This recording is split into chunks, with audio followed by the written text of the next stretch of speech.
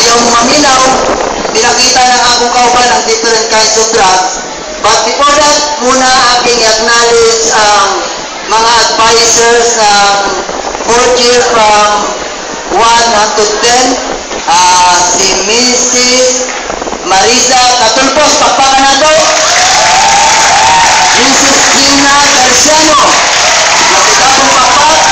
Mrs. Grace Kapilan, Bernadette Jacor, Mrs. Josefina Abaco, Mrs. Aida Vilandres, Mrs. Sue Aguilar, Mr. Henry Gibar, Mr. Linda Puntuan, Mrs.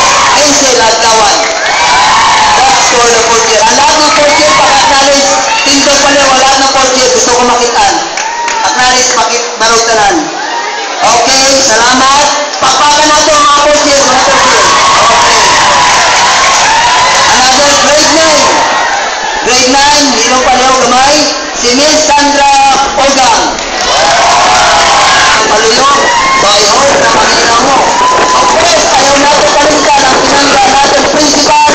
Again, pakpakan natin si Mrs. Edelina Ilgaro. Okay? Of course, ang atong guwapa o kababayan ako na si Mrs. Damiela Faith Igunya, pakpakan natin ang atong guide.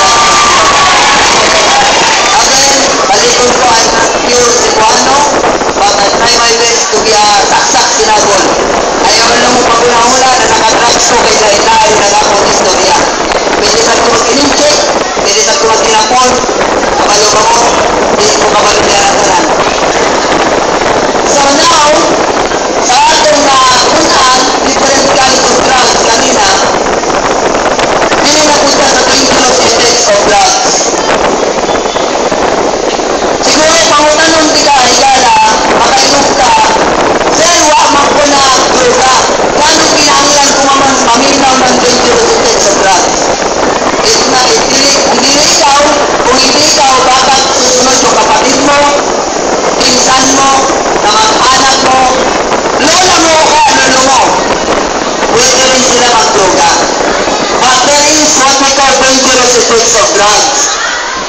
Now, siguro makasasabi kayo, ano ba ang isang sign ng dangerous effects of drugs? Ang unang number 1 sign is what we call depression. Maybe hindi ko possible sa inyo, hindi nyo makitaan. But, i-ask ko lang inyong mga paminaw na itong mga nariya sa inyo sa taba-saba, abutin ta ka na sa ito niya kung dili na ito paminawan pa tayo. I'm serious, bahala na si mama suko na ako, sir, di ba hanggang alas 3:30 lang tayo? Bahala, basta di mo minaw, ako ni taason yung dugayon. So, are you willing to listen? Okay. Pagkaramiyo, muhulong manggod ko, basta magsaba-saba mo. Okay? Alam kasi nabot ha? Nabot ha kung tingog yan sa luyo? Okay, salamat. So, una, depression. Hindi ibig sabihin wala ng bahay.